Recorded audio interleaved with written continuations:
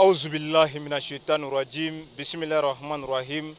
اللهم صل على سيدنا محمد وعلى آل سيدنا محمد وسلم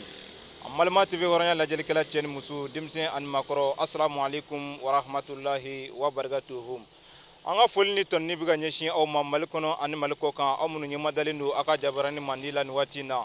amofo aka nyemadal ko chenyi ani aka jabarani mandi swantilla inafo amebela jilima kalama chugumna alsisa ami eleshok marsedu kulubali faruku hayatullah fi din aleka anniversaire hukum de konana noy aka bangni sam bisabani wuluvlana ni soja barowe ala sona le 30 juin tumeli kati juldi bakofe bisongole na mi bena le 7 ma ami hôpital du Malila alsisa juldi bawara de hukumu konana ami watimna ina fosisa juldi baro yere adamnena aw nyemadalen gato aka jabarani mandina ni ala sona anniversaire ko kunguna nyenye abnana abela jilen soro folula belebele amo takanyeshi eleshok marsedu kulubali ma faruku hayatullah fi din faruku minal kala here ani hine Allah subhanahu wa ta'ala ka dine ani dine kungorota ko belajire amma fo ka walmando dan fo ti fulmina ka del ala fe shijan kenen labango nymabi ala bulu ala ko di anama sambi sabana wala vla chama bi ala bulu ala ko di anama alsisa o nyemadalen kato aka jabarani mandila janunu belajile abna belajile soro ka anko do awla ka fo aw kambe sanga damado wassalamu alaikum wa rahmatullahi wa barakatuh.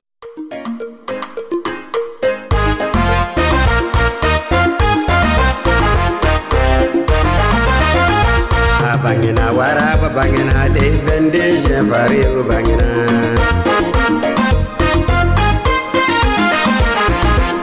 bangina waraba bangina le vende jefari bangina bangina waraba bangina le vende jefari bangina bangina waraba bangina kaba ko bangina bangina ngonoro bangina alakira kalumba fari bangina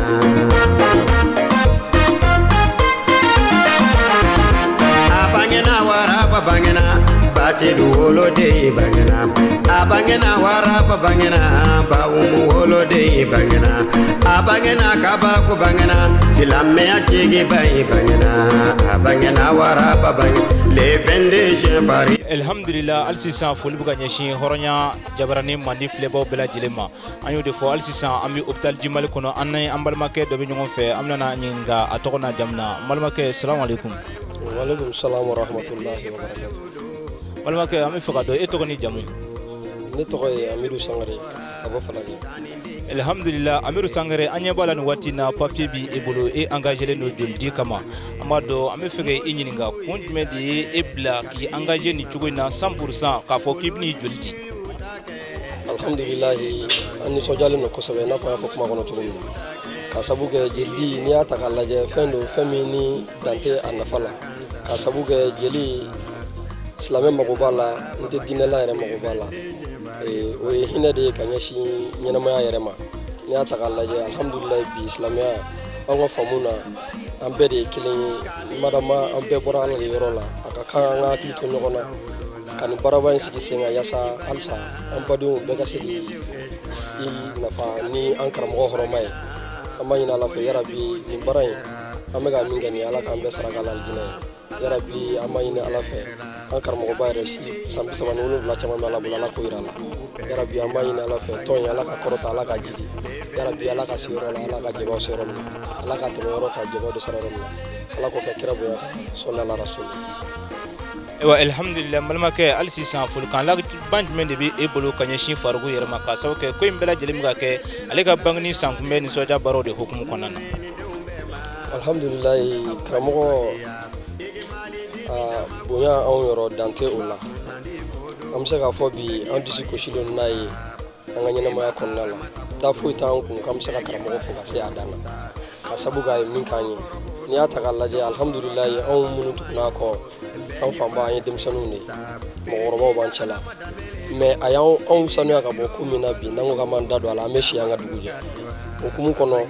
bomo nan ko ten do kuma ni imma nyogo nyumanki afoli o kono manga saka gilay ma suno be fitri walede amma ina la fe yarabi ko la ga famo woni mandama akra mo bayre asarabi ala de bula asara foita ambu yarabi amma ina ala fe alsa abuga nyini nga dina ibla mina sanu mum kono te gani society ala ga diana ma yarabi ala ka yara kai ko mo nyma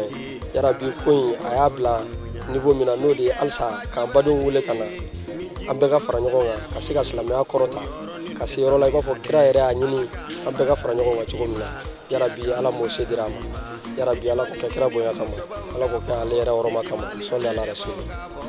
Amalmakɛ an bɛ fo k'i waliɲuman dɔn an b'a deli ala fɛ ala ka joli di sara I ye alijinɛ na o kɔfɛ an balimakɛ wɛrɛ bɛ an bolo an bɛna ale fana ɲininka ale de joli bɔra ka taa sisan bilalamin balimakɛ salamu alaikum. Wa alaikum salam. An bɛ fɛ ka dɔn e tɔgɔ ni jamu. Ne tɔgɔ ye Mamadu Kure Kama.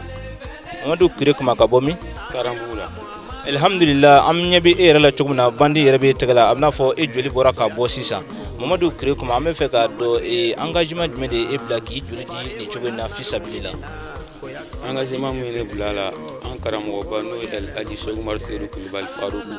a ka san 37 anniversaire hukumu kɔnɔna na palais de sport kɔfɛ an nana an y'an joli di sɔgɔmada in na ka nin dɔw kisi an karamɔgɔ yɛrɛ kama bon o de ye ne bila la. Alhamdulillah rabbil alamin an bɛ fo k'i waliɲuman dɔn hali sisan folikan laban jumɛn ani duwawukan laban jumɛn de b'i bolo ka ɲɛsin Faruku ma ka sabu kɛ ko in bɛɛ lajɛlen bɛ ka kɛ ale ka bangeni sankunbɛn nisɔndiya baaraw de hukumu kɔnɔna na. Bon folikan laban mun bɛ ne bolo o de ye ka duwawu kɛ an karamɔgɔ ye sini kana laban ko ɲuman bɛ ala bolo ala k'o dan an ma ala k'an n'a laban ko ɲɛ yarabi san 37 caman bɛ ala bolo ala k'o yira an n'a la ala k'o k'a ala kama ala k'o kɛ kira bonya kama sɔli ala rasuli. Wassalam an balimakɛ an bɛ fo k'i waliɲuman dɔn an b'a deli ala fɛ i bɔra ka joli min di sisan ala k'a sara ani ye ali. Aw bɛɛ ka pari joona anniversaire sera Faruku ka bangeni nisɔndiya bɛɛ ka na ka kɛnɛ de kan zikiri sori ko don zikiri laji kɔnɛ bi bɔ Modibo kɔnɛ anw bɛ bɔ anw bɛ na kalima duman de da jama bɛɛ ka sewa ka nisɔndiya de kɛ a bangena waraba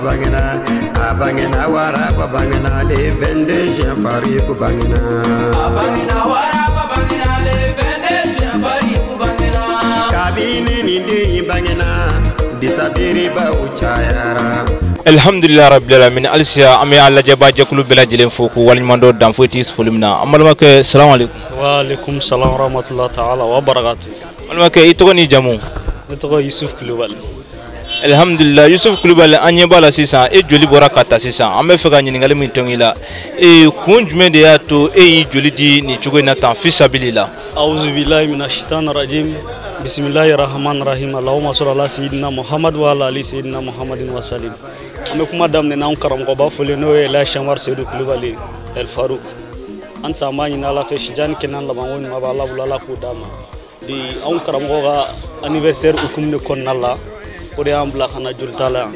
n'a jala ala ye karamɔgɔ de ka laseliw de sababuya la a ye walawalali di anw tɛ silamɛya dɔn ni joli di ye an tun bɛ silamɛya dɔn misiri kɔnɔna seliw wa jolikɛyɔrɔ mais karamɔgɔ sababuya la bi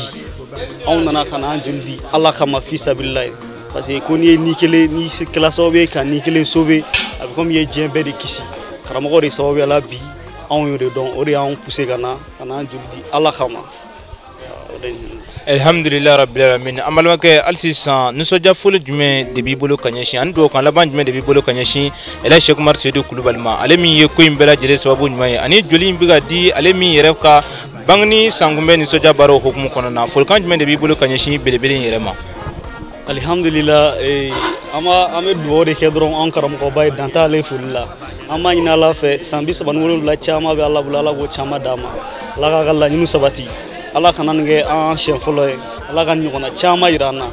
ala k'o k'a ka alaya bonya kosɔn ala k'o kɛ kiraba kanu kosɔn ala k'o kɛ an karamɔgɔba yɛrɛ lahɔrɔma kosɔn sɔlala rasuli. Balimakɛ salamu alaikum. Wa alaikum salam wa rahmatullahi ta'ala wa barakatuh. An bɛ fɛ k'i ɲininka i tɔgɔ ni jamu. Ne tɔgɔ Ibrahima Jalo. Ibrahima Jalo an ɲɛ b'a la e bɔra k'i joli di sisan an bɛ fɛ ka dɔn nisɔndiya jumɛn ani kun jumɛn de ye e bila k'i joli di nin cogo in na fisabilila. Alhamdulillah n bɛ ala fo ka ala waleɲuman dɔn ala min sɔnna ka ni ko barikama in ɲɛsin an yɛrɛ ma ani ka se ka an jidi ni wagati sanuma in na an ka se k'an jeli di fisabilila ala barika kama an bɛ foli de kɛ ani tanu ɲɛsin an ka karamɔgɔba ma n'o ye Alhaji Seku Umaru Seydou Kulibali ale min y'an sababuya nin ko in bɛɛ lajɛlen na ani ka se ka an bila encouragement na n'an sera k'an jeli di an ɲɔgɔnnaw ma fisabilila komi silamɛya yɛrɛ b'o de fɔ silamɛya ye fa kelen ba kelenya de donc o de y'a to an yɛrɛ ye courage sɔrɔ k'an jeli di nin cogoya in na wagati in fana la n'an karamɔgɔba ka hakilinaw ye a n'an yɛrɛ fana ka saduru yɛrɛ di ye à 100%. alhamdulillah al sami foki wal mando ni soja fulu jme ani do kan la ban jme bi bulu kanye shi an karamo bayrema ka sabu ke ko imbela jele mi ga bulu ale de ga bangni sangumbe ni sajo baro hukum konana sigatala le ami fuli bele bagge ga nyeshi an karamo ba ma ila Cheikh Marshid bali dan foje fuli mina na ko amale fodron ambi do bo a bonya la le koni fuli wakati bela jele na hakili jigina la do am dar la ma fuli la suna se ga le fo ka ta sha dana ma fo ga wali man do ale mi am blani sira son man ba inkan ka se ga am blani bara nu na ni ka se ga ni hakili na nu da ma ba fo ga wali man do da fo ti fuli na ala de ka de la fe si jani kenan la ba ko ma ala ko di anama ala ka na sabati ala ka labani ala ko ke ala gira bonya ka ale re la ma ka wasallim amal make ambi fo amadil ala fe julmi borela sa ala ka do ani lahara jannati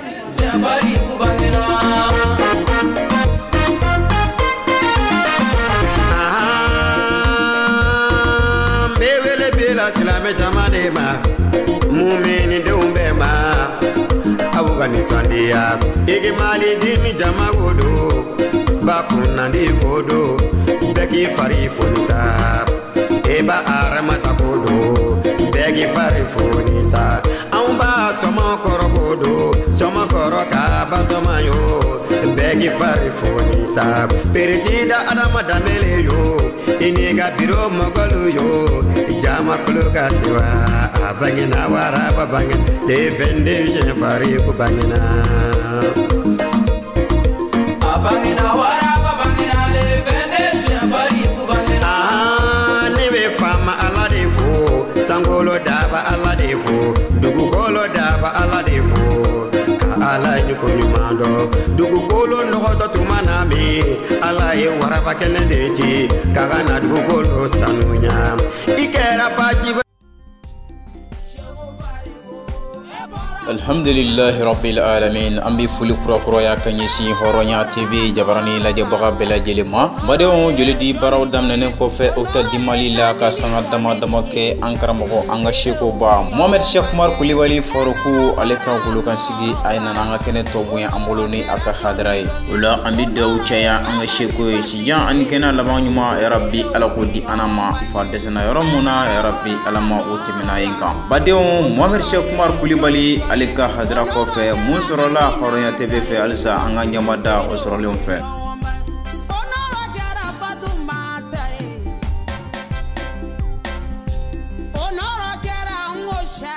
أعوذ بالله من الشيطان الرجيم بسم الله الرحمن الرحيم اللهم صل على سيدنا محمد وعلى آل محمد وسلم Assalamualaikum warahmatullahi wabarakatuh. Ami folo kafuli nyeshi anga shedoma. Ani anga gisri kelu. Ani angkaramo ina syamtasi rubali. Faruku ayabullah fiqin. Ani karamo firawan nganda tafuji filimina. Alimi sawabula bi alhamdulillah rabbil alamin. Aflini awani doktor shubaina ya. Kosa kana jilbuto ya min de sebo dai kalau kata pengina bona jili ami do cha angkara mulai afuli kira-kira alsa halasi angkara mulai mapura ananga shubu mu Mohamed Cheikh Mar Sedu Kulibali ale fina amba fa mako haya bula fiki sabu gadaka ango faruku makwala ka kamako aga dina kono Obi fo mo mede fena makwala ka kawako aga dina kono amiko ko fanga mola mai mabunda no fembudo ni do tunu na dore mo mona do kabini faruku on yebe ala sona ha chodi faruku ira bonawla on ma je fona ya folo faruku re balu nyana munu kele bisinda faruku sinda no la tebu on de wa fo ala ni chi ala min sona ko ke on balu nyana faruku balu nyana no se mole bi ko ma do ko are balu nyana te hala fa bi ko ma chi sura ako min bi se sinda sinda dola ne ala sona ko che bi on re ma sia fiti ala ndala fo la ala barada ambi Mohamed fuga wali nyina be ba fiti fulina o ko tɛmɛnen kɔfɛ ka bɔ yen an ka kɛnɛ maaba minnu bɛ yan an b'u bɛɛ lajɛlen fo k'u waleɲuman dɔn kabini an ka parrain na ale ye misi kan bɔ yen an b'a fɔ k'a waleɲuman dɔn fo ka taa se an ka marraine ma n'o ye madame Diop Awa Touré ye an bɛ a kɛrɛnkɛrɛn ni foli ye an ka imam minnu bɛ yan an b'u fo k'u waleɲuman dɔn dan foyi ci foli min na parrain n'a ka délégation an b'u bɛɛ lajɛlen fo ka taa se maaba kelen o kelen hadaralen don an fɛ kɛnɛ kɔnɔ yan bi an b'u fo k'u waleɲuman dɔn awa hôpital du Mali a docteur yɛrɛ an b'u kɛrɛnkɛrɛn ni foli ye kabini a docteur ɲɛmaaw la ka taa se u kelen-kelenna bɛɛ lajɛlen ma an b'u fo o la n'o tɛmɛna ka bɔ i n'a fɔ bɛɛ lajɛlen bɛ a dɔn cogoya min na sɔgɔmada in na an bɛ Musa Bugu yan hôpital du Mali la sigi sababu ye min ye ɲɛna bɛɛ lajɛlen bɛ o dɔn kaban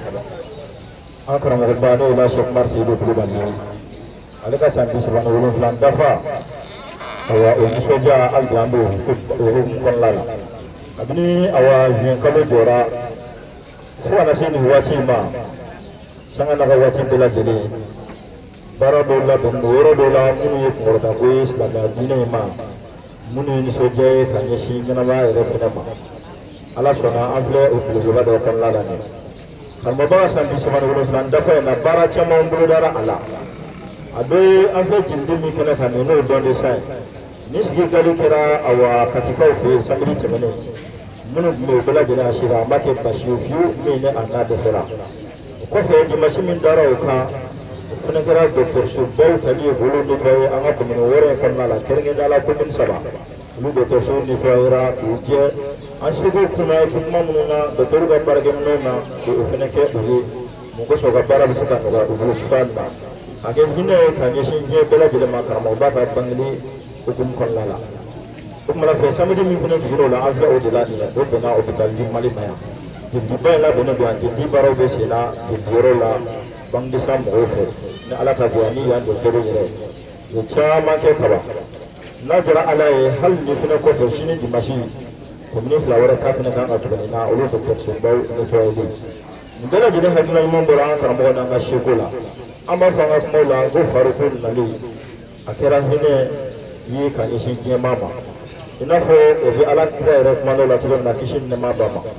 ko kira nana ka kɛ nɛɛma de diɲɛmaa bɛɛ lajɛlen ma ne farikolo y'a sen da ale sen na dɔ la siga foyi t'a la n'a yɛrɛ nali kɛra nɛɛma ye ka ɲɛsin diɲɛ bɛɛ lajɛlen ma an b'a fɔ ko kala a jiginyɔrɔ sɔrɔ ni jelidi in na i n'a fɔ bɛɛ lajɛlen b'a dɔn cogoya min na laada la ni jelidi bɛ kɛ bangedisa mɔgɔw olu de bɛ kumaw la dumuni labɛn très généralement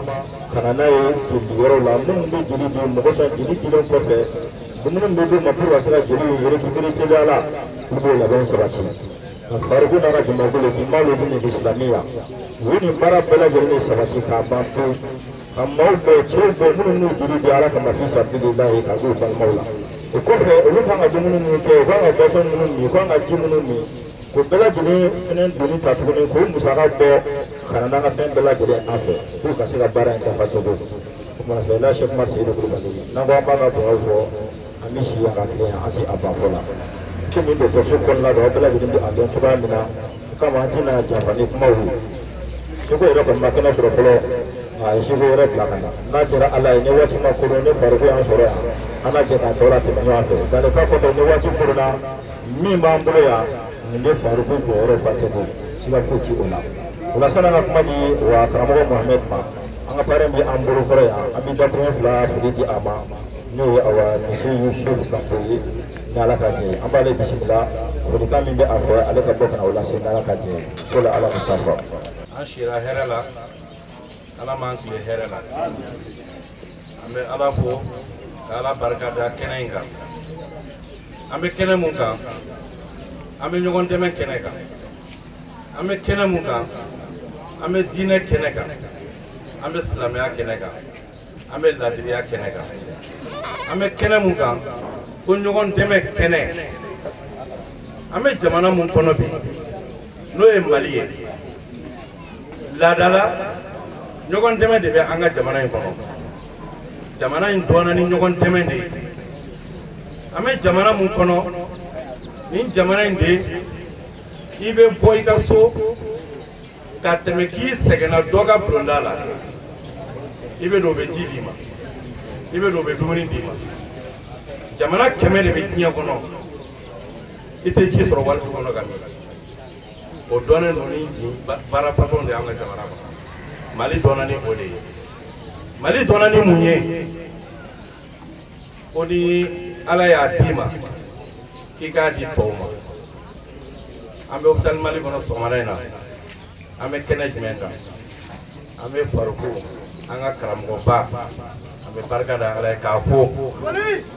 an b'ale ka san 37 ɲɛnajɛ hukumu de kɔnɔ c'est la mouvance des activités mikorotigi bɔra k'a fɔ sisan ɲɛnajɛw daminɛna a bɛ tile damadɔ bɔ jeludi dira Kati ka hôpital caman nettoyer sɔgɔmada in na n'aw nana ɲɔgɔn sɔrɔ hôpital Mali kɔnɔ ko kana jeli di banabagatɔw ma banabagatɔw mago de bɛ nin na mɔgɔ o mɔgɔ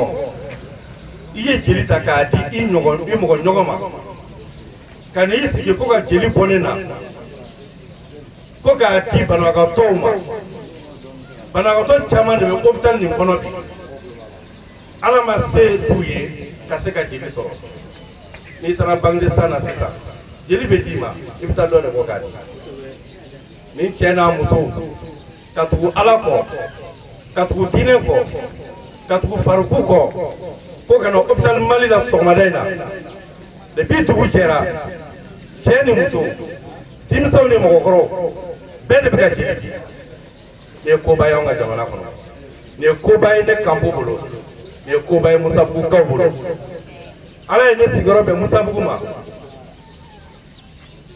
ni Ala nana n'a ka na ye farikolo ka denmisɛnninw cɛ ni muso ka wuli ka na nin baara in kɛ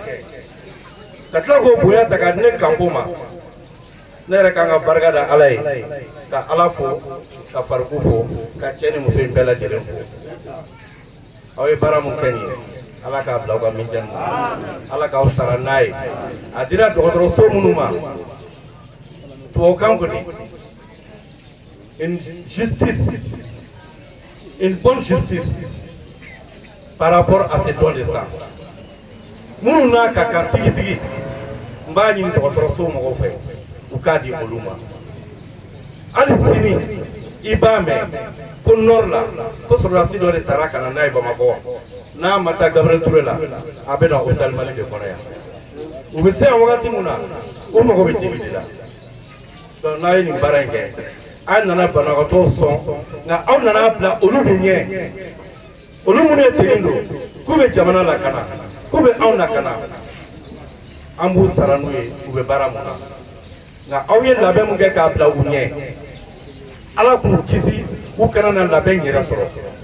nka ni Ala nana n'a ka na ye u kana sɔrɔ jeli b'u ɲɛ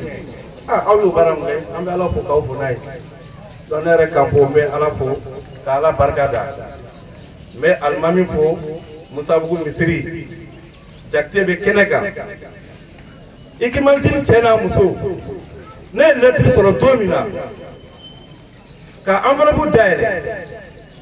ko nin baara in bonya taara k'a di ne ma parrainage kɔnɔ Ala y'a dɔn a diyara n ye nka miiri jiginna mɔgɔ fɔlɔ mun na ni n fa tɛ ni n ba tɛ o ye n bɛ seli misiri mun kɔnɔ o alimami de la o de kama n ye alimami wele téléphone na depuis n bɛ baarayɔrɔ la ka bonya d'a ma a ko Kanpo e farikolo n'a ka mɔgɔw ye nin bonya kɛ e ye Kanpo i n'a ka kan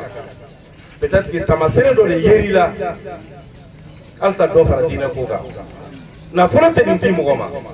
sanu tɛ nin di mɔgɔ ma peut-être diinɛ de y'a di yan n b'a ɲini Ala fɛ halisa diinɛ kanu Ala k'a don ne Kanpo la n bɛ Ala fo k'an ka alimami fo ale mun wulila k'a ka baara bila ka na sigi ne tɔ kɔfɛ a sigilen filɛ bɛɛ ɲɛ b'a la donc dan t'a ka foli la n bolo n b'an ka seko fo karamɔgɔ ale de sigilen filɛ nin ye kɛnɛ bonya taara k'a da ale de ma ni fa ma kɛnɛ sɔrɔ an ye den sɔrɔ barikama sɔrɔ karamaden sɔrɔ an bɛ se k'an ɲɛ jɔ mun na sini ko ni karamɔgɔ ma ye k'an ye karamɔgɔ sɔrɔ an sewara n'a ka kɛnɛ ye an bonyara n'a ye Ala ka barika d'a ma Ala ka barika d'a ma Ala ka san caman di karamɔgɔ ma Ala ka san caman di a ko bɛɛ lajɛlen ma n bɛ bɔ kuma la Oga ke ni filla kuma bashi banga fara ko ga wala wando misi kampo profo ne na ci fara tenika ale ci ko ko ke no bu ma fina no marani mara jo pa wa ko awa turi abi wore ka ale fina ma ko kan ni babulo ale kana kana wala shi dala ka je ko be anga president di ambula ada manda beli ale ko ko no ko je ma do so ga nga shi bu ma so ko ala fa ma ka je mara jo awa turi kala ga bisata اللهم صل على سيدنا محمد وعلى ال سيدنا محمد وسلم be ala fo ka barka blay ka barka da mbali fo ye munu kene soro ya mino alero mina no dokotoro so yembe dokotoro so mo gofo bada bato mundu ba kono ya rabbi nyani ne ala fe ala ka kene ya danuma ala ka kisike alisa munu ye julindi ya rabbi nyani ne ala fe ni femi munna to soro akanu ta to soro akaken ala ka kene di bema le el aziz kuma Seydou Coulibaly mba fo ka barka blay kani ti ani baraji ye bonya min dia ya rabbi ala ka time alisa ala ka nyeme nyoko na alisa ala ka kisike ala ka tan kasigi no waya joli din ya rabbi mo min be joli di ya rabbi be kiside ke ya rabbi mo mo ni joli din be do ku ya ala ka sigi ni mo che ni che ni baraji ala ka sigi ni mo ni be bokene na ni do na ni kasila be ya fama Nanti basi Muhammadan fuha wali mando na fuki fuli mina Krofonya na Nganyai wasake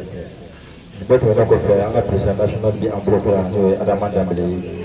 Wati juga kama Nete kumakila uchama nutiba anga almanu uchama ndia Anga ya kanuka kumadi munu bela jilima Gau bela jilima ndo wachi chugala Biame doktor shogono Uri kama awa gifirenge kapita national Lige baran dunia Korofo laban di president Adaman Dambili Kofe ana do di anga shego ma Mohamed Coulibaly ale na do ke ane ana so wasigi ko daga la sura ko ni ere mi wala da na misri bala ana daga ni wasoro ne bagin to de na la kade arama da bismillah a'udhu billahi minash shaitanir rajim bismillahir rahmanir rahim allahumma salli ala sayidina muhammad wa ala ali muhammad wa sallim balma wa assalamu alaikum warahmatullahi ta'ala wa barakatuh aspira herela abatira la fiala ka wali herela ami kuma damne no foli ka nyesha nga sababu mama akram goba nam na sabaka la shekna Seydou Coulibaly ayatullah fiti ami kram go fo ka wali mando na to foli mina o ko fe ami ko di anga shekoma to Mohamed shekna Seydou Coulibaly ni am dogonu muru nana amu fo ana pro malmatu kan ni muru to bela jere ani so jara am farfuna no kan ni kan ni kan bu ya ambulo ani kan dafa ami do chawi ko fa ko do ni refe ko fe ami fulidi na batili ke na bela jere ma den mi so dem sin ni mo boroba mo dia ni defo ka bela jere wala mando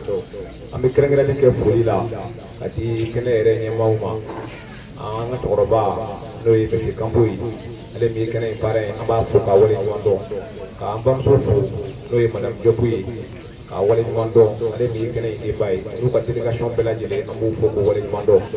o ko fe docteur so ere optandi mali anyi mo a docteuru ani aparakelaw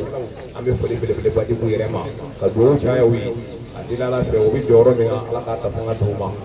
o ko fe an famu no bia le befo an kra mo chama bia an almani ula an wajulu kelaw la ambu fo ko wala mando ikmal din le islamiya e de prof bia ambe befo karanga ne ala community si ikmal din committee ambu fo ulumunu ko ina tigara ko committee kono ka be bima atira la fe ya rabbi ni barai aka kambela jilenya aljina sarai wakati na atuga kama maka no ambulo kusube sigi ko mi ambal mo ko ran afo albi ikmal din ankara mo ba ila shek mar Seydou Coulibaly aka anniversaire sambi sabane wolon lana ami o baro ko mo nala afura tuga muna kati joji ko fe o ko fe commune 1 afara commune 3 ni commune katika olo docteur so c'est fo nettoyer ko fe bi alhamdulillah ni ani optan di malila o tundi hukum konnala ina fo a programme la tuga amuna mana nala sonama andala fo ka wale mandoni ni wasa ya ambulo ni ngorota ya ambulo ni ko imbela jele ya boya bisige ankara mo obama ka sabu yake adede ni miriya nyuma inde ama ka jirana ka fo islamia de seli da mai islamia de te shun da mai islamia te waju da mate ko ne kalan da mate le de ajirana ka fo islamia ibara de wasilama nana hinɛ de kama ani lafiya o kumana se bɛ minnu ye olu kan ka sentanw dɛmɛ dɛsɛw ala belebeleba dɔ o ye bana ye o kumana anw minnu bɛ kɛnɛya la a ka kan an hakili ka to an ka banabaatɔw la an bɛ se k'u dɛmɛ cogo la ka se ka u dɛmɛ sabula u mago bɛ a la wa bi n ka kɛnɛ sini bɛ cogo min na ala de bɛ o dɔn o kumana karamɔgɔ n'a ka nin hakilina ɲuman in ye nin baara in sigira sen kan wa nafa min b'a la kɛnɛkan ko de don joli dilen maaw la a bɛ bɔ anw minnu na bi a tɛ fɛn tiɲɛ an ye mais a bɛ bila minnu ɲɛ a bɛ se ka nafa belebeleba ɲɛ u ye fo ka taa se o ni kisili ma o kumana hali n'a danna o ma silamɛya ye lafiya ye silamɛya ye hinɛ ye nin waleya in dama o wasara o dalilu ye an bɛ karamɔgɔ fo a ka nin miiriya ɲuman in na a ka nin misaliya ɲuman in na a ye min jira bɛɛ lajɛlen na o kɔfɛ hôpital du Mali la yɛrɛ folikan kɛrɛnkɛrɛnnen bɛ Ikmaden de Islamia bolo ka ɲɛsin a dɔgɔtɔrɔso directeur ma ka ɲɛsin a docteurw ma ka ɲɛsin a baarakɛla bɛɛ lajɛlen ma a sababuya kɛ jumɛn ye nin dɔgɔtɔrɔso kelen in de kɔnɔ yan 2015 la le 2 mai an ka segin su fila n'o ye Isuf Tramé ka fara Cheikhna Dambele kan olu fatura ni dɔgɔtɔrɔso in de kɔnɔ yan a don na ala y'a seere docteur ninnu ye jɔyɔrɔ kɛ Ikmadini ye u ye jɔyɔrɔ kɛ denmisɛnnin ninnu ye an tɛ se k'a bɛɛ langale ka se a dan na yan an balima ninnu u taara mobili la ka taa pompier fɛ ka na urgence de la yan a don na docteur minnu tun bɛ garidi la yan u tɔgɔ tɛ an bolo yan mais anw nana sɔrɔ u ye wari min don fura la docteurkɛ min tun bɛ yan 9,000 a n'a kun ka fɛn ne y'a sɔrɔ a y'o de juru ta pharmacie la k'a kɛ an ka denmisɛnninw na k'a fɔ an nali ɲɛ k'a sɔrɔ a t'a dɔn jɔnni ka mɔgɔw don walahi o tɛmɛnen kɔfɛ ka bɔ yen an balimakɛ n'o ye Cheikhna Dambele ale mago jɔra joli la a ka denmaniw la joli tun b'a la joli pɔsi dɔ ka k'a la an taara banque de sang a don ne yɛrɛ de taara mɔgɔ min tun bɛ yen a ye joli ta k'a di an ma tuma na o bonyamasegin bɛ an bolo yan k'a kɛ hôpital du Mali ye ni ala sɔnna a ma ka nin kɛnɛ in latigɛ anw bolo dɔgɔtɔrɔso kɔnɔ yan an tɛ se ka bɔ kuma la fɔ an k'o bonyamasegin kɛ u ye an y'a minɛ an karamɔgɔ la ɲuman dogonbaga o ye zoni o kumana an b'u fo ka dugawu kɛ u ye a dira ala fɛ u bɛ jɔyɔrɔ min na yan ala k'a tanga d'u ma u bɛ baara min na a tɔgɔ tuma ala k'a di u ma banabaatɔ kelen o kelen bɛ yan an bɛ dugawu kɛ bɛɛ lajɛlen ye lafiya bɛ ala de bolo ala ka lafiya d'u ma kɛnɛya bɛ ala de bolo yɛrɛ bi ala k'a nɔgɔya an bɛɛ ye o kɔfɛ an bɛ foli kɛ denfa yɛrɛ ye n'o ye misi kanpo ye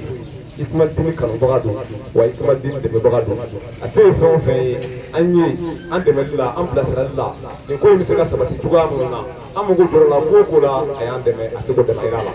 ni nin bonya dira a yɛrɛ ma a n'a ka kan an b'a fo k'a barikada k'a ka denbaya fo an bamuso bɛ yan n'o ye madame Kanpo ye tanti Worokiya Samake ka dugawu caya a yɛrɛ ye o kɔfɛ denba fɛnɛ o cogoya kelen don Ikmadini kanubaga don an dɛmɛbaga don nin ko in ye a tɛ d'u ma gansan na wariko tɛ sanuko tɛ i n'a fɔ Kanpo yɛrɛ a fɔ cogoya minnu na kanu de don mɔgɔ min ko k'a b'i fɛ dante o sigi bonya la i bolo o kumana waleɲuman dɔn de don ani bonyamasegin u yɛrɛ ye u ka farikolo kanu na u ka diinɛ dɛmɛli la ani u ka silamɛya dɛmɛli la an di an bamuso yɛrɛ fo madame Diop tanti Awa ka dugawu caya u ye k'a dira ala fɛ nin kɔ hɛrɛ ala k'a d'an n'u ma o kɔfɛ an bɛ bɔ kuma la ni an ka sɛkoba foli ye Mohamed Cheikh Umar Seydou Kulubali ale de nana nin kɛnɛ in dafa an bolo an bɛ dugawu k'a ye kuma dɔ la ko o ba min bɛ ba kelen sɔrɔ e b'a bange don a bɛ 500 fara da ne b'a kulo fila a kumunen don wa kuma dɔ la kelen ko ŋɛni misɛnmanin mun ka di bɛn n'a kɔgɔra a bɛ sabali kɛ hali ni nin sigilen i b'a dɔn ko don dɔ la a bɛ na a fa ɲɔgɔn kɔ an bɛ dugawu caya ye an nisɔndiyara n'u ye an fari fonina n'u ye ka dira ala fɛ yarabi k'u fa dɛsɛra yɔrɔ min na ala k'u tɛmɛ yen kan anw minnu yɛrɛ bɛ yan ala k'an k'u bɛɛ lajɛlen kɔmɔgɔ ɲuman ye a bɛɛ fo bakuruba foli la Ikmadini bureau national an balakaw bɛ yan u ka ɲɛmɔgɔw jeune fu fana bɛ yan u ka ɲɛmɔgɔw an b'u bɛɛ fo Musabugu comité Ikmadini k'u ɲɛmɔgɔw fo commune 6 a bɛɛ lajɛlen fo k'a wale ɲuman dɔn kuma cayara an bɛ a bɛ to ɲini ne fili minnu yera kuma la o y'an ka faamu kuntala surunya ye a ɲini ala fɛ nin kɔ hɛrɛ ala k'a d'an bɛɛ ma wasalamu alaikum warahmatullahi ta'ala wa barakatuhu ba magan cɛ ɲini nɔ ale tɛmɛnen kɔfɛ awa an ka docteur bɛɛ lajɛlen tɔgɔ la docteur Fane bi an bolokɔrɔ yan an bɛ dɔfɛn fila d'a ma a bɛ olu minnu bɔra ka joli min yɛrɛ baaraw kɛ sisan n'o ye ale de ye banque de sang yɛrɛ responsable ye wa an bɛ wele bila ma docteur Fane ale ka na awa folikan min b'a bolo a kana o lase ala ka jɛ. Assalamu alaikum. Ne docteur Fane ye docteur Baba Fane ne joli dɔgɔtɔrɔ ye n bɛ hôpital du Mali banque de sang kɔnɔ donc n baara ɲɔgɔnbɔ tɔw directeur ani hôpital personnel bɛɛ tɔgɔ la an bɛ foli kɛ association Ikmadini ka barikada kɛ ka foli kɛ a ɲɛmɔgɔ ye a ka nin hakili ɲuman in na mun bɔra kuma na sisan je pense k'a ye kuma la belebelew fɔ mɔgɔ wɛrɛ hakili ka nin ye k'a sɔrɔ i tɛ dɔgɔtɔrɔ ye o ye baara ɲuman de parce que caman b'a fɔ k'olu ma joli ko gɛlɛya dɔn k'an to sélection na sisan an bɛ to k'a fɔ dɔw bɛ si dɔw la san 30 n'a kun kan fɛ i b'u ɲininka ko yala nin joli ko fɔlɔ i b'a fɔ ko awɔ munna u ma deli ka joli ka se sisan ma yala u y'a dɔn k'a fɔ ko dɔgɔtɔrɔ ka baara sen fɛ u bɛ se ka joli kɛ ko awɔ nka a bɛ bɔ jumɛn na k'u ma segin ka miiri n'a ye donc u ye tanu kɛ u ka ɲɛmɔgɔ ye n'o ye Faruku ye ko ale de y'u hakili jigin diinɛ baara don mɔgɔninfinya baara de don i bɛ ka ɲɛ mɔgɔ dɔ ma k'a sɔrɔ a ma tiɲɛni kɛ e yɛrɛ ma an bɛ sɛgɛsɛgɛli mun kɛ baara in bɛ kɛ o de fɛ jolidi in ye o de ye donc ni mɔgɔ wɛrɛ y'anw dɛmɛ nin baara in na foyi tɛ anw ye o foli kɛ anw filɛ ka prélèvement mun kɛ nin fɛn yɛlɛla a 100 kan donc nin ye baara ɲuman de ye aw bɛ na niw kisi dɔgɔtɔrɔ ka furakɛli sen fɛ a bɛ baara kɛ ni joli ye an dun bɛ yɔrɔ min na bi an ka dɔnniya ma se joli dilanni ma a sɛnɛ yɔrɔ t'an bolo a yiri t'an bolo a bɛ falen fɛn mun na f'a ka bɔ mɔgɔninfin dɔ la donc ni mɔgɔw tora k'a fɔ ko ko joli an b'a dɔn furakɛli bɛ kɛ n'a ye mɛ a dili ko dɔw ye kuma dɔ fɔ yan nɔ ko a bɛ limaniya bolo effectivement a bɛ limaniya de bolo sinon ala ye sɔn kɛnɛya la yala i bɛ se ka mun kɛ n'o kɛnɛya ye sara foyi tɛ joli kɔ joli in dili sara foyi t'a la Mali ye jamana ye un des rares pays i bɛ taa joli minɛ yɔrɔ min na ni wari tɛ minɛ a kun kɔrɔ wari bɛ minɛ joli la yɔrɔ o yɔrɔ a ka dɔn k'a fɔ ko feerefɛn tɛ sarali tɛ mais musaka dɔ de bɛ don a la Mali la subvention de kɛra ka o musaka ta k'o bin fu dɔwɛrɛ ma to mɔgɔw ye joli dili kɔ jɛkuluba mun bɛ kɛnɛya kunna n'o ye OMS ye o ka laɲini ye k'a fɔ ko jamana bɛɛ diɲɛ fantan naani bɛɛ ka se ka o sɔrɔ ka wuli ka taa jolidilaw ka taa joli di u yɛrɛ ma ka sɔrɔ u ma banabagatɔ sɔrɔ u ka du kɔnɔ n'an k'o ma ko don volontaire ko k'o kɛ ka bɛn ni san 2000 ani san 20 ye n'o ye 2020 an bɛ 2018 de la bi ma kuma in fɔ dɛ an tɔ ye san 2 ye Mali n'a cɛ ka jan pourtant Mali kɔnɔ an ko diinɛ jamana don an ko hinɛ jamana don o tuma hinɛ in bɛn donc ni leader sɔrɔla mun sera k'a ka mɔgɔw hakili jigin na a bɛ hakili to kuma kana tɔɔrɔ mais an ka constat de don kuma in bɛ anw da la peut-être ka ma s'an dusukun na joli mun bɛ ta nin ye a bɛ ta a bɛ bɔ farikolo la farikolo bɛ joli lase jolikisɛ bilenman a ka si ye 120 jours kalo 4 i y'a di i m'a di ala yɛrɛ ka baara la o jolikisɛ in bɛ ci a bɛ renouveler de donc ni mɔgɔw bɛ jolikisɛ in b'u la u m'a di a bɛ se ka min kisi a tiɲɛna e ma a tiɲɛna mɔgɔ wɛrɛ ma a dun bɛ se ka min kisi don tɛ tɛmɛ k'a fɔ ko dɔgɔtɔrɔ mago ma se joli ma pour que ka min kisi mais n'a sera mɔgɔ min ta ma don min na o don de bɛ boli kɛ n'i fɔra joli kɔ yɔrɔ min na i bɛ taa dɔgɔtɔrɔso bɛɛ kɛ mankan ye k'a fɔ dɔgɔtɔrɔso belebeleba i bɛ se ka na cogo di ko i bolo fɔra joli kɔ banki kɔrɔ ye mun ye n'i y'a bila i ka taa sɔrɔ yen nɔ mais n'i bolila ka sin banki ma don min na i b'a fɔ ko joli ma sɔrɔ yen nɔ n'a ma bila a ti sɔrɔ dɛ an bɛ fɛ ka fɛn filanan min fɔ ka da nin kan o ye aw ye nin kɛ sababu dɔ la leader ka san yɛlɛma n'o ye anniversaire nka a ka d'an ye minnu ye joli di sisan u ka tila ka n'u ka jaabi nɔfɛ an ye wagati fɔw ɲɛna dɔgɔkun 3 ka se kalo ma an bɛ fɛɛrɛ kɛ pour que jaabi nin bɛɛ ka sɔrɔ u ka n'u ka jaabiw nɔfɛ n'i ye jaabi sɔrɔ k'a fɔ ko baasi ma bɔ a la a ka d'an ye i ka to k'anw dɛmɛ ni kisili la tubabuw ko ko il n'est jamais trop tard minnu ko k'u filɛ nin ye k'u siɲɛ fɔlɔ la k'u tun ma deli ka nin fɛn in nafa dɔn olu ma n'u ka jaabi sɔrɔ u ka tɛmɛ n'a ye baara ye o ka d'an ye an fana k'a yira diɲɛma na k'a fɔ anw maliyɛnw kuma min fɔra an bɛ se ka kɔrɔ an bɛ se ka kɛ an lamini dugu tɔw olu y'a sɔrɔ ka ban dɛ olu ka 100% sɔrɔ Mali de bɛ nin ci ta ci la halisa a ma sɔrɔ donc ni nin hakilina caman farala ɲɔgɔn kan je pense que an bɛ se ka laɲini sabati donc ni mɔgɔ nana ka jaabi nɔfɛ u ka a dɔn k'u bɛ se ka tɛmɛ ni baara in ye san ni san ko tɛ cɛw bɛ se ka joli di kalo 3 o kalo 3 musow bɛ se ka joli di kalo 4 o kalo 4 o bɛɛ bɛ kɛ a kana tɔɔrɔya s'u ma n'o tɛ farikolo yɛrɛ b'a ka joli lase kalo ma dafa i bɛ joli mun di a bɛ komi ni i bɛ yiri kan samiyɛ la a b'a kuraya dɔn n'o tɛ a tɛ tɔɔrɔya wɛrɛ se e ma lajɛli dɔw de bɛ kɛ fɔlɔ k'a dɔn n'a sɔrɔ mɔgɔ bɛ se ka joli di k'a sɔrɔ a ma tɔɔrɔya se ma a bɛ taari kɛ mɔgɔ min na fana a tɛ tɔɔrɔya se o ma donc dɔgɔtɔrɔ b'o lajɛ bɛ kɛ minnu b'a fɔ k'a tun ka d'u ye komi u siranna siranya bɛ wuli de n'i sera dɔgɔtɔrɔso la mais k'i to so i tɛ se ka dɔn n'i bɛ se ka di i tɛ se ka di donc k'i sen bɔ i kɔnɔkɔrɔ ka na déjà o y'a ye k'a fɔ ko laɲini tun bɛ yen nɔ yala i bɛ se ka di o bɛ diya an ye an bɛ fɛ ka dɔwɛrɛ min fɔ fana mɔgɔw k'o da u tulo kan n'i bɛ joli kɛ mɔgɔ la caman bɛ joli bilenman dɔn mais an bɛ baara kɛ ni fɛn wɛrɛ ye mun tɛ joli bilenman ye joli bilenman an ko ma tubabu kan na globule rouge fɛn wɛrɛw bɛ joli la par exemple ni farikolo tigɛra joli ma se ka jɔ fɛn dɔw bɛ joli jɔ plaquette b'o la facteur bɛ plasma frais la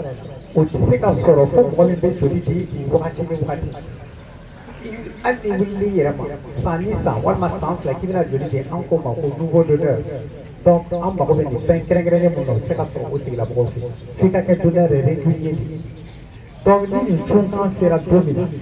k'a fɔ k'i bɛ se ka quartier kelen mobiliser e bɛ se ka na o la tuma min na o b'a sɔrɔ a tigi ni bɛ saya ni balo cɛ o tɛ se k'o kisi o fo labɛn dɔ de ka taa kɛ joli in na donc il faut toujours que joli in ka kɛ bolokɔrɔ pour que ni cunkan kɛra o ka se ka kɛ fɛn man gɛlɛn dɔgɔtɔrɔ ma i ka dɔnniya dɛsɛn tɛ baarakɛminɛn dɛsɛn tɛ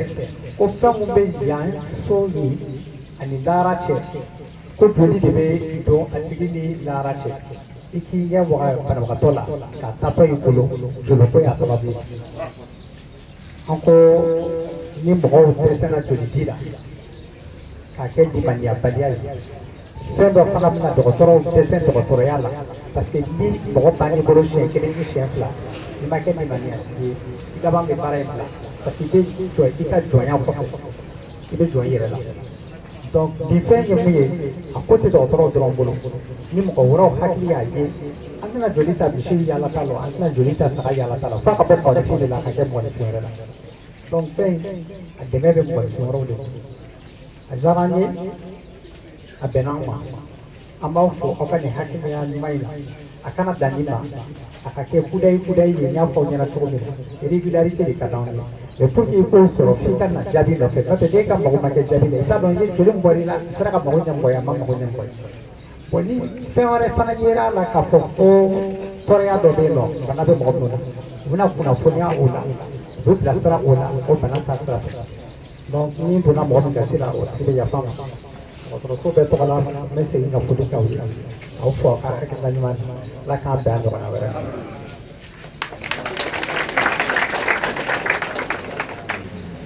Tibashi bi Dr. Fane Fuga Wellington dɔn ka intervention dɔn a ti fɔ ka tɛmɛ kan. Wala fɔ waati tɛ b'a kɔnɔ sa i n'a fɔ n y'a fɔ an ɲɛna cogo min na a bɛ kuntagala sugandi kɛ ka foli ɲɛsin bɛɛ lajɛlen ma. An ka mari min an bɛ dugawu ɲini bɛɛ lajɛlen fɛ ka ɲɛsin a ma n'o ye Madame Jab Awa Ture ye. Nin ko in bonya kama a sabatira n'o tɛ ka to kɛnɛ yɛrɛ kɔnɔ yan a welela ka a ka maa dɔ ka banni ko darala f'a ye. Mais nin ko in kama halisa a sigilen filɛ an bolo yan kumana fɛ an bɛ dugawu cɛ a ye ka dugawu ɲini bɛɛ lajɛlen fɛ marraine ka maa min fatura yala bɛɛ la ka lahara sɔn sumaya a ye. O la sa waati cogoya kama awa ni kuma kuntagala surunya ka kuma di an ka seko ma ani an karamɔgɔ n'o ye Mohamed Sɛkumat Seydou Kulubali ka ɲini Ala fɛ a bɛna min fɔ a faamucogo ɲuman kan minɛ ka baara kɛ n'a yala bi Ala k'o nɔgɔya bɛɛ lajɛlen ma. Mohamed microphone b'i bolo sɔli ala Mustafa. billahi minash shaitanir rajim bismillahir rahmanir rahim bil alamin arrahmanir rahim maliki yawmiddin iyyaka na'budu wa iyyaka nasta'in ihdinas siratal mustaqim siratal ladzina an'amta alaihim ghairil maghdubi alaihim waladdallin Allahumma shalli ala sayyidina Muhammadin wa ala ali sayyidina Muhammadin wa sallim amma ba'd. Assalamu alaikum wa rahmatullahi ta'ala wa barakatuh. Ami buya ɲɛsi lamɔ bɛɛ lajɛlen ma. An ka deba an n'an ka defa. U ɲuman nana kɛnɛ kɔnɔ Ala k'u ɲuman si. Fɛn fɛn y'a jeli di Ala kama. Banabagatɔ fɛn bɛ dɔgɔtɔrɔso kɔnɔ yan. Ala ka kɛnɛya d'u bɛɛ ma. An bɛ dugawu k'an karamɔgɔ ye. San 37 caman bɛ Ala bolo Ala k'o d'an ma. An ka to Ala ka yiriwa. An ka projet o projet bolo dalen don Ala k'a bɛɛ nɔgɔya. Ala ka barika don a la. L'enfant labɔbaga bɛɛ lajɛlen cɛ fara muso ka denmisɛnnin maakɔrɔba Ala ka kɛnɛya d'o bɛɛ ma. A kɛto bɛ ka sɔli ala rasul. والسليم أتيت منك أما شيء فوق ولا ما هرب ما جو دكتور كلا كلا وير برا كافوسيسا ko ni ko in kon la ko uye awa prele humam ge kaka cha ma kema wala adi ma kema bo o mara fe ni la ni bele badi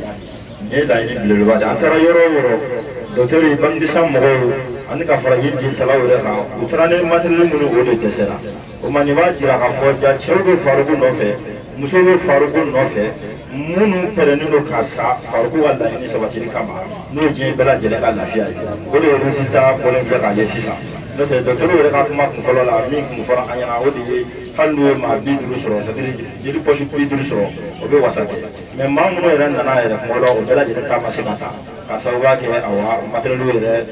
dogoya o mala fe ni le la ni ama profiter de le kan la ni dira bela la ni me farugo bulo ni ala sona aka sika sabati jema bela jele ka lafiya de be ala abela jele ni be ala ma bela jele ka nyeshi ko ma ka se ka ni korota sanfɛ ne ni sabatira siga foyi t'a la diɲɛ ɲa ani lahara ɲa o de sigilen don n'ala ka jɛ ni a kɛnɛ kan da don ye ta ni jeli mina ma hakɛ min ni kisi docteur bɔra ka caman fɔ a la aw ye sisan ne ti fɛn dɔw la mais farugo yɛrɛ a bɛ wajibi min kɛ tile kɔnɔ a bɛ maa bilasira min kɛ tile kɔnɔ a bɛ réunion min kɛ tile kɔnɔ silamɛya ni carili kama ani silamɛdenw ni kisili kama ani u tangali kama aw bɛɛ lajɛlen o seere ma kuma dɔn ko ne maa yi ta fan dɔn su tɛ foli la an b'an ka seko Mohamed fo ka kuma tun tɛ ala surunya awa ka duwawu tuguni na an ye kɔfɛ an ka sɔrɔ ka sigi wuli ala ka jɛ ربنا ظلمنا أنفسنا وإن لم تغفر لنا وترحمنا لنكونن من الخاسرين ربنا آتنا في الدنيا حسنة وفي الآخرة حسنة وقنا عذاب النار ربنا لا تزغ قلوبنا بعد إذ هديتنا وهب لنا من لدنك أنت الوهاب رب اغفر لي ولوالدي وارحمهما كما ربياني صغيرا وللمعلم والمسلمين جميعا وشيخنا الفاروق سبحان ربك رب العزة عما يصفون وسلام على المرسلين والحمد لله رب العالمين kabini de mabane jenyo tu yutake kabini de mabane jaja koniya de na kansala bangena wara bangena defende je bari du bangena bangena wara bangena defende je bari du bangena kabini ni de bangena silame akuna ulola kabini de bangena mumini de deswara kabini de bangena politiku jigidera kabini de bangena ala jugu yerera kabini de bangena silame ya jugu perdira bangena wara bangena de vende je fari bangena bangena wara bangena de vende je fari bangena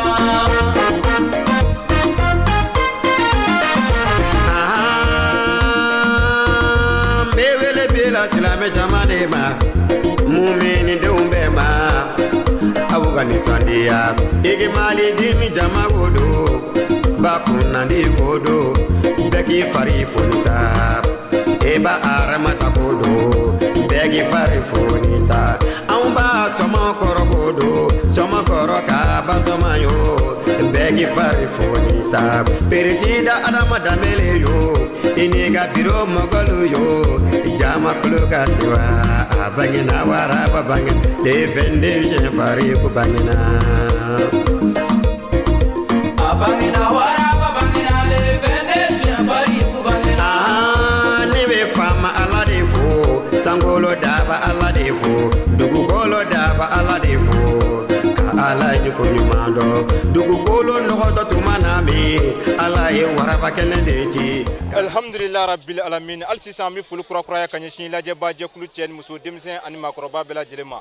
kawla dona ka fo ni ku anyi musa bugu hospital ba kono na juldi ba keneka ala sona ami dansigi ke barola ka fulula bilbili takanyeshi ankara mo bama ela Sheikh Umar Seydou Coulibaly farugu min nalikala here ani hine ani Allah subhanahu wa ta'ala ka dine kuna wululi farugu min naliye Allah subhanahu wa ta'ala ka dine korota kajo amadile ala fesan bisabana wolo village ma bi ala bulu ala ko di anama tebe horan sala ka min soro jawla hospital jimalila juldi keneka kayira awla ode tuyeni amman ko do awla ni yorena ka fo aw kambe sigida wore wassalamu alaikum wa rahmatullahi wa barakatuh.